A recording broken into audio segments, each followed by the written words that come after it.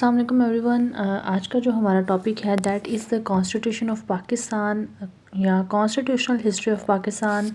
Log act में ये topic बहुत ही जो है वो उसके ब्रीफली आता है और 20 मार्क्स का टॉपिक होता है। इसमें इसके चीदा चीदा निकात हैं जो कि बहुत बेहतर तरीके से कंपाइल हुए हैं, तो आज हम इसको डिस्कस कर लेते हैं। उम्मीद है हमारा जो 20 मार्क्स का टॉपिक है लॉग एक्ट का वो कवर हो जाएगा। फ़र्स्ट ऑफ़ ऑल तो इसका इंट्रोडक्शन देख लेते हैं। 14 अगस्त 1973 को पाकिस्तान का जो आइन है वो वजूद में आया और उसके 280 आर्टिकल्स हैं, 7 स्केड्यूल्स हैं और उसके साथ उसकी एक करारदाद है। Serving as a constitution preamble as well as 23 amendments made since then. अभी तक इसकी 23 नहीं, रिसेंटली अभी इसकी 27 अमेंडमेंट्स हो गई हैं, लेकिन अभी तक चूँकि रिटर्न में 23 ही आई हैं। इवन अब तो 27वीं अमेंडमेंट भी रिटर्न में आ गई है, लेकिन यहाँ पे 23 तक मेंशन है तो हम उसी को डिस्कस कर लेंगे। It is regarded as a landmark achievement of Bhutto era because it was unanimous act of parliament which complete agreement of all political parties. Many twists and turns have occupied since its implementation, but it remained the supreme law of the land and the valuable instruments that reside supreme in state governance till today. 1973 का आइन अभी भी चल रहा है। No doubt वो अपनी असल शक्ल में मौजूद नहीं है, लेकिन बेचारा कहीं ना कहीं से मैनेज हुआ है। 1973 का आइन 2025 में चल रहा है, हालांकि ये निस्फ सदी होने वाली है और अभी तक इसे थोड़ा सा अमेंड हो जाना चाहिए उस तरह से, क्योंकि उसकी असल शक्ल नहीं रहेगी। लेकिन चूँकि हमारा टॉपिक है कि इसकी कॉन्स्टिट्यूशनल हिस्ट्री पढ़नी है तो हम उसकी तरफ आते हैं। अच्छा, इसकी कॉन्स्टिट्यूशन है 1956 और 1962 के पहले आइन जो है वो हम मुकम्मल तौर पे तबाह हो गए पाकिस्तानी अवाम के आगे। और इसके बाद अच्छा जी, कंट्री ने 1973 के आइन की तरफ जो है वो नज़रें गाड़ ली with desired political ability. Both were short lived and were replaced by the country's martial law. जी, दोनों आइन हमारे 1956 और 1962 के दोनों आइन हमारे मार्शल लॉ लगा था, तो तब वो डिसमिस हो गए थे। However the years following the imposition of martial law were turbulent, costing Pakistan its eastern wing. 1971 में हम जो है वो बांग्लादेश दे चुके हैं। Until the interim constitution was adopted by the national assembly, the remaining country was governed bye unique proposition of civilian chief martial administrator. जो बाकी, चूँकि बांग्लादेश जा चुका था, उसके बाद जो बाकी कंट्री थी, बाकी की सारी स्टेट थी, वो सिविलियन चीफ मार्शल एडमिनिस्ट्रेटर के सपोर्ट हो गई। The assembly formed a committee led by Hafizuddin Pirzada to draft Pakistan permanent constitution.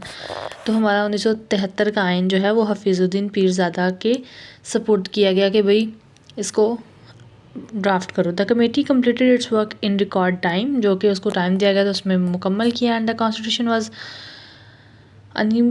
Adopted by the national assembly on April of 10 अप्रैल को जो कॉन्स्टिट्यूशन ऑफ पाकिस्तान है वो नेशनल असेंबली में अडॉप्ट किया गया। After taking control of the government in 1971, 1971 में जुल्फ़िकार अली भुट्टो ने democratic constitution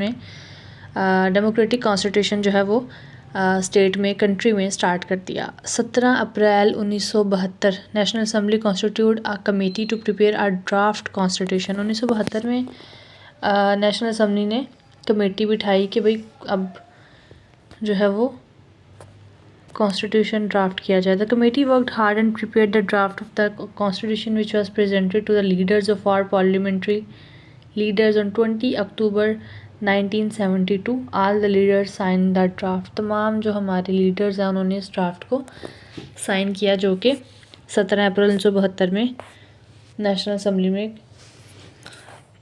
draft बनाया था कमेटी ने। After that it was discussed and debated in the national assembly. उसके बाद मल्टीपल टाइम नेशनल असेंबली में डिबेट हुई इस हवाले से, which gave it's approval on 10 April 1973। The president gave his assent on 12 April 1973। Finally the senate approve the constitution. और इस तरह से अगस्त 1973 में जो हमारे सेनेट है उसने हमारे आइन को अप्रूव कर दिया। Consequently the constitution was in force in the country on 14 August 1973। According to the Constitution of 1973, Mr. Zulfikar Ali Bhutto looks over as the 10th Prime Minister and Mr. Fazli Ilahi was sworn in as the President of Pakistan. ये जब हमारा आइन वजूद में आया था या जब वो पास हुआ और इस मुल्क में राइज हुआ, उस टाइम पे प्राइम मिनिस्टर हमारे 10वें प्राइम मिनिस्टर जुल्फ़िकार अली भुट्टो और जो सदर थे वो मिस्टर फजल इलाही थे। The first 3 chapters of the constitution, पहले जो 3 चैप्टर है थोड़ा सा बोरिंग टॉपिक है, लेकिन हम इसको थोड़ा सा बेहतर करके पेश कर रहे हैं। पहले जो 3 चैप्टर हैं वो उसमें है रूल्स, मैंडेट्स और separate powers of the 3 branches of government. Government की 3 ब्रांचेस हैं और उसके मुताबिक 3 पावर्स हैं, उसके रूल्स हैं, उनकी मैंडेट्स हैं और उनकी सेपरेट पावर्स हैं। सबसे पहले है बाईकैमरल लेजिस्लेचर, उसके बाद है executive branch led by the prime minister and chief executive and N apex federal judiciary led by the supreme court. The President of Pakistan is designated by the Constitution as a ceremonial head of state who represent the unity of the country। जो हमारे president साहब हैं वो ceremonial head होंगे state के और वो country को रिप्रेजेंट करेंगे और यूनिटी को, कंट्री की यूनिटी को। The first 6 articles of the constitution outline the political system as a federal parliamentary republic system. 1973 के आइन में हमारा जो आइन है उसके पहले 6 article federal parliamentary republic system के तौर पे आए गए। As well as Islam as a recognized state religion, इस्लाम जो है वो इस कंट्री का रिकग्नाइज्ड रिलीजन बना। No law can be enacted against the injunctions of Quran and Sunnah. हमारी सोवरेनिटी जो है वो अल्लाह ताला है। In regards to the amendments in the constitution of 1973 so far there are 26 amendment, 27 हो गई हैं अभी recently. However 23 amendments are made in constitution and 3 were not passed by the parliament. Total 23 हुई थी और उनमें जो 20 हैं वो एक्सेप्टेड हैं, 3 जो हैं वो पार्लियामेंट ने पास नहीं किए। As the efforts of the 3 amendments were collapsed. अच्छा जी, उसके बाद हम आ जाते हैं साइलेंट फीचर्स की तरफ कॉन्स्टिट्यूशन के। The constitution of 1973 strikingly different from the earlier constitution. अच्छा, इसमें जो काफ़ी सी चीज़ें थी ज़्यादातर तो 1956 और 62 के आइन से अडॉप्ट की गई थी, लेकिन कुछ चीज़ें जो कि उसमें कोलैप्स कर रही थी वो 1973 के आइन में अडॉप्ट की गई। रिटन कॉन्स्टिट्यूशन सबसे पहले जी इसका साइलेंट फीचर है। ये मेरे ख्याल से 10वीं क्लास के मुतालिया पाकिस्तान में ये चीज़ें ज़्यादा बेहतर तौर पे हैं। तो इस वीडियो को देखने के बाद अगर आप 10वीं क्लास के मुतालिया पाकिस्तान में 1973 का आइन पढ़ लें तो आपको चीज़ें आसान हो जाएंगी। सबसे पहले जी कि हमारा आइन जो है वो रिटन फॉर्म में होगा, लाइक द प्रीवियस कॉन्स्टिट्यूशन पहले जैसे हुए थे, और ये कम्प्रीहेंसिव है और इसके 12 हिस्से हैं और 280 आर्टिकल्स हैं। दूसरा जी कि इसमें ऑब्जेक्टिव रेजोल्यूशन जो है उसका इंट्रोडक्शन करवाया गया कि ये इसकी जो रिकग्नाइज्ड इसका रिलीजन इस्लाम है और स्टेट रिलीजन है, और ऑब्जेक्टिव रेजोल्यूशन जो है वो सब्सटेंटिव पार्ट ऑफ कॉन्स्टिट्यूशन बनेगी। इस्लामिक सिस्टम है, इस्लामिक प्रोविजंस हैं और 1973 के आइन में अनप्रेसिडेंट इस्लामिक कैरेक्टर के तौर पे कॉन्स्टिट्यूशन दिया गया। It ensure an Islamic system in the country. इस्लाम के नाम पे बने मुल्क में 1973 के आइन में इस्लामी सिस्टम जो है वो मेंशन हुआ। रिजिड कॉन्स्टिट्यूशन, रिजिड कॉन्स्टिट्यूशन है जैसा कि आप जानते हैं। 1973 के आइन के बाद अभी तक पाकिस्तान में कोई आइन नहीं आया, ऑल तो इसमें अमेंडमेंट्स चाहे ये 150 कर लें, लेकिन अभी तक आइन जो है वही है चूँकि ये रिजिड है। No government can change it at will. It is not easy to make amendments in it. 2/3 majority of both of the houses is required for this purpose। 1973 के आइन में ये चीज़ मेंशन हुई कि भाई 2/3 मेजॉरिटी होगी तभी ये आइन में तब्दीली या कोई अमेंडमेंट मुमकिन है। यानी 100 में से 66-67 लोग इस चीज़ को एग्री करें, 67%, 100 में से 67 लोग एग्री करें तो उस आइन में दोनों हाउसेस के सेनेट एंड नेशनल असम्बली दोनों के अगर एग्री करते हैं तो ही आइन में तब्दीली मुमकिन है। अमेंडमेंट जिसे कहते हैं। Federal system, the constitution of Pakistan has introduce a federal system into the country. Federation of Pakistan consist of a central government and 4 provincial governments. The federal government is headed by president elected by members of Majlis Shura यानी parliament. जो federal system है वो उसका जो head है वो सदर होगा और जो प्रोविंशियल सिस्टम है उसके हेड जो है CM होंगे। एंड जो प्रेसिडेंट है उसको इलेक्ट करेगी मजलिस शूरा, पार्लियामेंट, यानी पार्लियामेंट के members. Parliamentary form of government 1973 के आइन में पार्लियामेंट्री फॉर्म ऑफ गवर्नमेंट बनी। प्राइम मिनिस्टर जो है वो पार्लियामेंट्री सिस्टम के हेड थे और मजलिस शूरा यानी पार्लियामेंट के लीडर भी, और वो डायरेक्ट जो जैसे नेशनल असम्बली में डायरेक्ट MNAs आते हैं उनके जो वोटिंग पे आ सकते थे। Prime minister select a cabinet of central ministers from the members of parliament which conduct the affairs of the country. According to 1973 constitution the prime minister enjoy wide powers. जी जो सदर था, सदर पाकिस्तान, उसके जो इख्तियारात थे उनमें कमी कर दी गई, और जो प्राइम मिनिस्टर था, वज़ीर आज़म, उसके जो इख्तियारात हैं और उसके जो सारी मामलात हैं उनमें उनका जो एरिया है या उनकी पावर्स हैं वो बढ़ा दी गई। बाईकैमरल लेजिस्लेचर हो गया। The constitution provide for establishment of a bicameral legislature in अब पाकिस्तान। द मजलिस शूरा कंसिस्ट ऑफ 2 हाउसेस। मजलिस शूरा जो है वो 2 हिस्सों में मुश्तमिल होगी। पहले सेनेट और नेशनल असम्बली। द सेनेट और the upper house consist of 63 members. और पहले जी जो सेनेट है उसमें 63 मेंबर्स होते थे, लेकिन 8वीं अमेंडमेंट में उसमें मेंबर्स की तादाद बढ़ा दी गई और वो 87 हो गए। नेशनल असम्बली में 200 मेंबर्स होते थे और अब जो हैं वो 207 हो गए क्योंकि उसमें अमेंडमेंट हुई है। The Majlis Shura enjoy wide powers of the legislature. और मजलिस शूरा जो है वो भी अच्छी खासी पावर इंजॉय कर सकती है लेजिस्लेचर की। डायरेक्ट मेथड ऑफ इलेक्शंस का जो तरीक़ाकार है उसमें थोड़ी सी तब्दीली लाई गई। कॉन्स्टिट्यूशन ऑफ पाकिस्तान ने डायरेक्ट मेथड अडॉप्ट किया इलेक्शंस का। नेशनल असम्बली, प्रोविंशियल असम्बलीज और directly elected by the people, like जैसे हमारे रिप्रेजेंटेटिव्स आते हैं MPs और MNAs। अच्छा जी, आगे है फंडामेंटल राइट्स की बारी आ जाती है। वो राइट्स जो कि आईन पाकिस्तान 1973 के आइन में पाकिस्तानियों को दिए गए। वो लोग जो कि पाकिस्तान के शहरी हैं, शनाख्ती कार्ड होल्डर हैं, उनको ये राइट्स दिए गए। सबसे पहले सिक्योरिटी ऑफ अ पर्सन जी, आपकी जान और माल की हिफाजत। Safe guard against unlawful arrest and detention. Prohibition of slavery and forced labour, जो ग़ुलामी और ज़बरदस्ती की जो ये है लेबर, उनसे उनकी ममानत। फ्रीडम ऑफ मूवमेंट, आप जहाँ दिल करे जा सकते हैं। फ्रीडम ऑफ असम्बली, आप अपनी जो है वो ऑर्गेनाइजेशंस बना सकते हैं। Freedom of association, freedom of business, अपना कारोबार कर सकते हैं, बोल सकते हैं। Freedom of professional religion, professing religion, अपने मुताबिक अपने रिलीजन को लेके चल सकते हैं। राइट टू होल्ड प्रॉपर्टी, अपनी ज़मीनें रख सकते हैं। इक्वालिटी बिफोर लॉ, कानून के आगे सब बराबर हैं। Right to preserve language, script and culture. Safeguard against discrimination in services, जो अपने कल्चर को, अपनी लैंग्वेज को प्रिजर्व कर सकते हैं, सेफ गार्ड कर सकते हैं डिस्क्रिमिनेशन में। उसके बाद ये सारे हमारे राइट्स थे।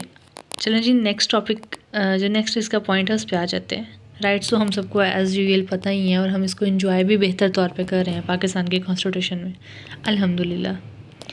Principal of policy, the constitution of 1973 has set the following principles of policy. Local electoral bodies will be set up for solving local problems. Local जो बॉडीज़ हैं उनको बनाया गया। The parochial and other prejudice shall be discourage. The women shall be given full representation in all spheres of national life. Women representations आ गई। Social justice जो है उसको promote किया गया। Bonds with Muslim world shall be strengthened. जो इस्लामी ममालिक हैं उनके साथ हमारा बॉन्ड जो है वो बेहतर होता चला गया। इंडिपेंडेंस ऑफ जुडिशरी जी, आज़ाद अदलिया, हमारे अदलिया माशाल्लाह बहुत ही आज़ाद है। The Constitution of 1973 stresses upon the establishment of an independent judiciary. Full job security has been provided. The judges are appointed by the president.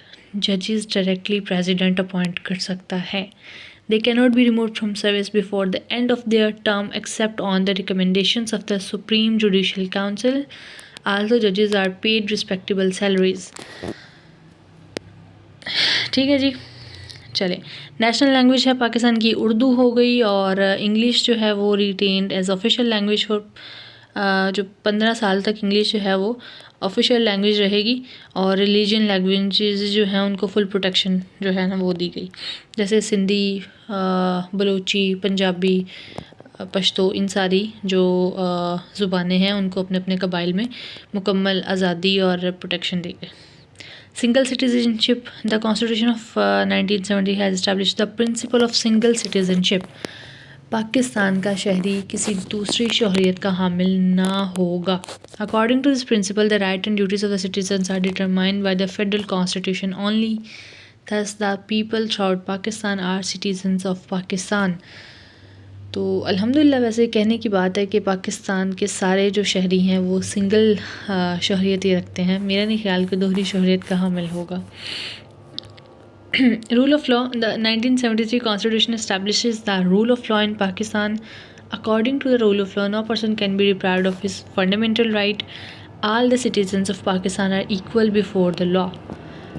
Pakistan में चूँकि दो कौमी नज़रिए की बुनियाद पे बना था, तो दो कौमी नज़रिया पहले हिंदू मुसलमान का था, अब अमीर गरीब का है। तो लेकिन पाकिस्तान के कानून के मुताबिक सब बराबर हैं। High train.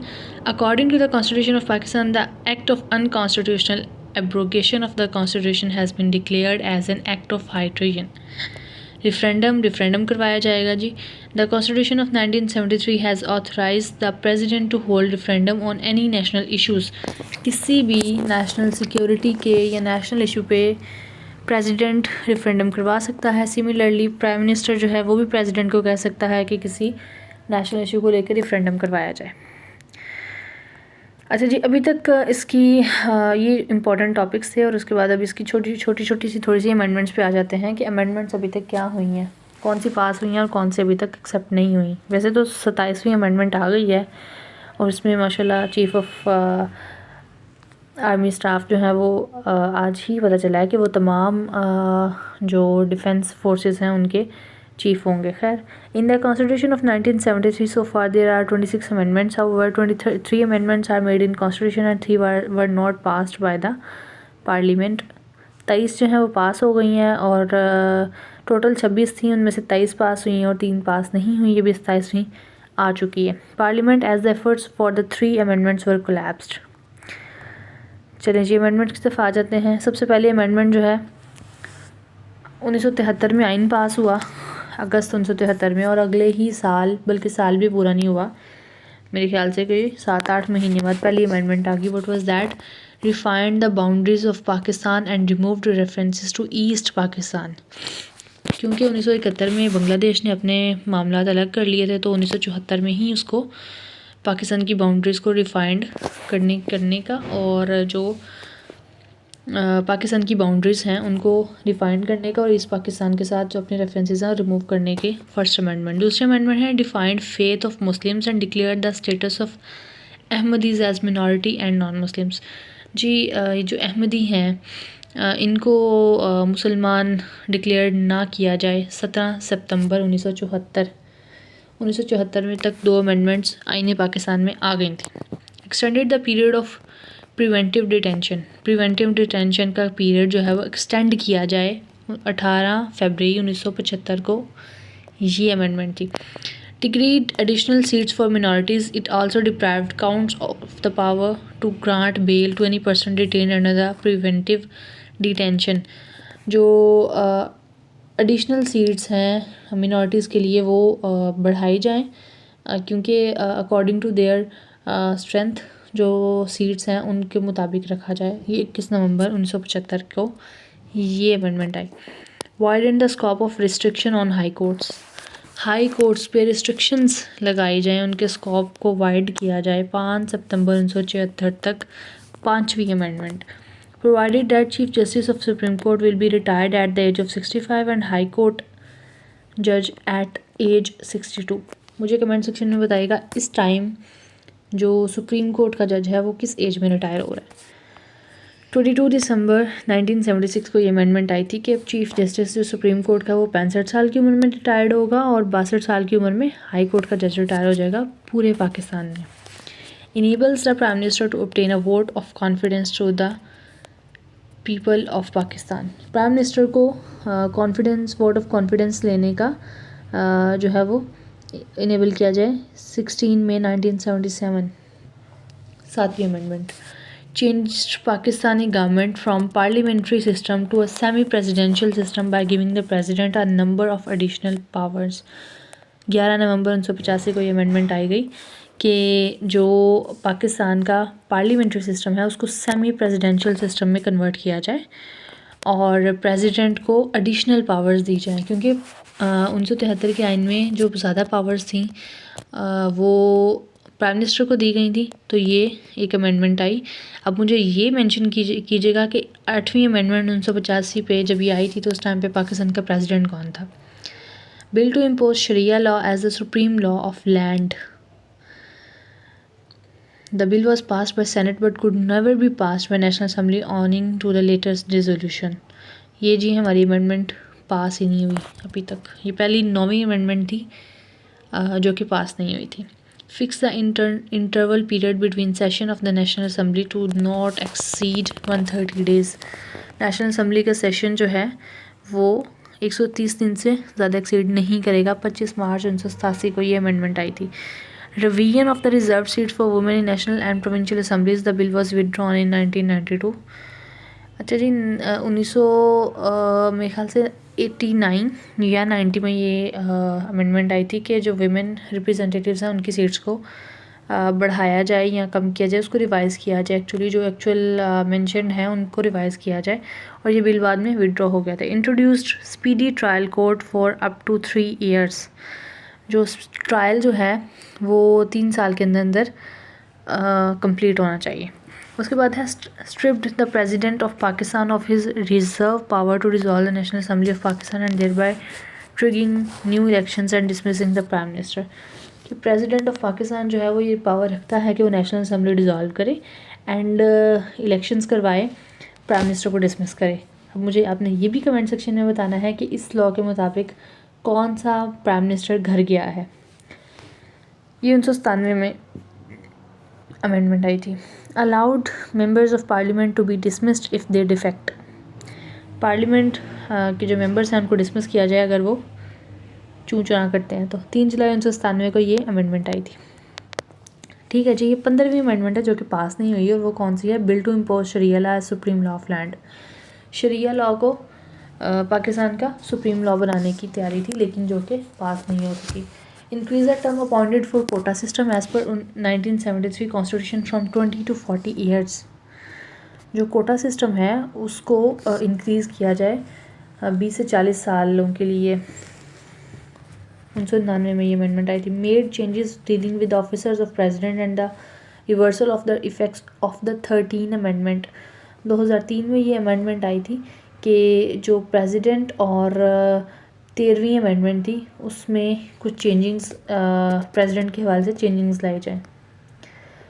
जो आई थी उनको चेंज किया जाए, उनको रिवाइज़ किया जाए, रिवर्स किया जाए। जो प्रेसिडेंट की पावर्स बढ़ाई गई थी उनको रिवर्स किया जाए। Remove the power of president of Pakistan to dissolve the parliament unilaterally, gave more authority to the province of north west frontier जो कि अब KPK बन चुका है, NWFP। अच्छा जी 19वीं अमेंडमेंट है। Provided for the appointment of जजेस of supreme court of Pakistan and made amendments in the number of members of parliamentary committee for the appointment of chief electoral officer at election commission of Pakistan जी कि supreme court के जजेस और जो parliamentary committee है उनके members की तादाद में अमेंडमेंट की जाए। For free and fair elections 14 फरवरी 2012 में जी पता चला कि हमें फ्री एंड फेयर इलेक्शंस चाहिए। In the aftermath of APS Peshawar attack military courts were establish for speedy trials of terrorist and their sponsors. जो जी दहशतगर्द हैं उनकी स्पीडी ट्रायल्स के लिए मिलिट्री कोर्ट्स जो हैं वो बनाई गई 2015 7 जनवरी 2015 सन है पेशावर जो हुआ था APS स्कूल में अटैक। उसके बाद election commission of Pakistan power deputy to chief election commissioner, उसकी जो पावर्स हैं चीफ इलेक्शन कमीशन को दे दी गई 8 जून 2016 को। और 23वीं अमेंडमेंट है were passed to reestablish the military courts for further 2 years 6 January 2019। In 2015 National Assembly passed the 21 amendment and created the military court for the period of 2 years, the period of 2 years were expired on 6 January 2017. Hence, this 23rd Amendment was passed to re-establish the military courts for further 2 years till 6 January 2019. 2017 को ये expire हो जाना था, लेकिन उसके बाद इसको री-इस्टेब्लिश किया गया 2019 तक. At the end of this period all the amendments will be expired automatically. 2017 में ये 23 जो अमेंडमेंट है उसमें री-इस्टेब्लिश किया गया मिलिट्री कोर्ट्स को. 24वीं अमेंडमेंट है reallocation of national assembly seats among the federating units and allowing election authorities to update boundaries of constituents based on provisional results of 2017 census of Pakistan. Reallocation की जाए national assembly की seats में और federating units में कि वो election authorities को update करे बाउंड्रीज़ के. 22 दिसंबर 2017 में ये अमेंडमेंट आई थी. 25वीं अमेंडमेंट है जी merges federally administered tribal areas with KPK, जो कि इस्लामाबाद में फेडरली एडमिनिस्ट्रेटेड ट्राइबल एरियाज़ थे, कबाइल थे, उनको KPK के साथ मर्ज कर दिया जाए. और 26वीं अमेंडमेंट है increasing the national assembly seats to 12 and provincial to 24 of the erstwhile federally administered tribal areas. जो नेशनल असेंबली है उनकी सीट्स को 12 और प्रोविंशियल असम्बलीज़ की सीट्स को 24 के तादाद में बढ़ाने की तजवीज़ दी गई और ये पास भी हुई 13 मई 2019 में. और अब 27वीं अमेंडमेंट आ गई है जो कि है कि सदर और चीफ़ ऑफ आर्मी स्टाफ इन दोनों के हवाले से और इनकी पावर्स में इजाफ़ा किया गया. ये जी हमारे टोटल चीदा निकात थे हमारे कॉन्स्टिट्यूशन और उसकी अमेंडमेंट्स की. अब आ जाते हैं इसकी कंक्लूजन की तरफ कि इसका एट द एंड निचोड़ क्या है. To conclude that the constitution declared Pakistan and Islamic republic of Pakistan requiring only Muslims to serve as president and prime minister. President और प्राइम मिनिस्टर जो हैं वो मुसलमान होंगे. The 8th Amendment on the other hand has also made the objective resolution a substantial part of the constitution by incorporating it as Article 2A. जो objective resolution है वो constitution का सब्सटेंशियल पार्ट हो गया आर्टिकल 2A को incorporate करके, which state that all laws made in Pakistan must be in accordance with the injunctions of the Quran and Sunnah. Pakistan में जितने कानून बने वो कुरान एंड सुन्ना की रोशनी में बने. Its Islamic character is strengthened further by accepting almighty Allah sovereignty. हाकमियत अल्लाह ताला की. पाकिस्तान बनने का मकसद भी ये था उसके आइन में. और अब चूँकि Islam as a state religion and promising Muslims the ability to order their lives in accordance with the fundamental principles of Islam. It also include a long list of fundamental rights as well as policy directives. Furthermore, the constitution envisioned Pakistan into federation and provide for a parliamentary form of government. Pakistan जो है वो federation के तौर पे इन्विजन होगा और parliamentary form of government बनेगी with the president performing only ceremonial functions. और प्रेसिडेंट फिर सेरेमोनियल फंक्शंस को हेड करेंगे. The federal legislature is bicameral with the senate serving as a upper house and national assembly serving as a lower house. जो senate है वो upper house को serve करेगा और नेशनल असेंबली लोअर हाउस को. Furthermore the constitution establish as an independent judiciary, provincial autonomy, federating units, a council of common interest, a council of Islamic ideology and other provisions et cetera. However, the Constitution's subsequent journey was not without incidents. It has been suspended or put on hold twice. जो constitution है वो उसकी जो सारा सफ़र है वो इंसिडेंट्सली नहीं है. वो 1-2 दफ़ा उसको होल्ड भी किया गया है. Military dictators amendments change the spirit of original constitution. दरमियान में जो अमेंडमेंट्स हुई हैं और मिलिट्री डिक्टेटर्स ने जो अमेंडमेंट्स की हैं वो ओरिजिनल कॉन्स्टिट्यूशन को although हकीकतन नहीं है. So for 20 amendments has been made, the majority of which were enacted not to meet the compulsion and needs of changing times, but to achieve selfish ends. Thus, this experimentations has resulted in insecurity in the country, impeding the process of establishing and strengthening Pakistan's democratic systems। जी सारे जो मामलात हुए हैं, constitution बना 1973 में, 1973 के बाद उसमें जो भी अमेंडमेंट्स आई 26वीं 27वीं तक, इसका मकसद सिर्फ यही था कि पाकिस्तान को मज़बूत किया जाए, पाकिस्तान के डेमोक्रेटिक सिस्टम को मज़बूत किया जाए। अल्हम्दुलिल्लाह पाकिस्तान एक मज़बूत रियासत के तौर पे जो मुस्तहकम है वो खड़ा है। ये टोटल हमारा आज का टॉपिक था और इसको थोड़ा सा लेंथी बन गया, मुझे नहीं पता चला कैसे बना, लेकिन बन गया। तो ये टॉपिक मेरे ख़्याल से अगर आप इसको पढ़ते हैं और 10वीं क्लास की अगर आप 1973 के आइन में जो इम्पोर्टेंट टॉपिक्स हैं उनको पढ़ते हैं तो आपकी मैक्सिमम चीज़ें कवर हो जाएंगी। बाकी हम कोशिश करेंगे कि इसको MCQ शेप में भी आप तक पहुंचाया जाए इंशाल्लाह। फ़ी अमानिल्लाह।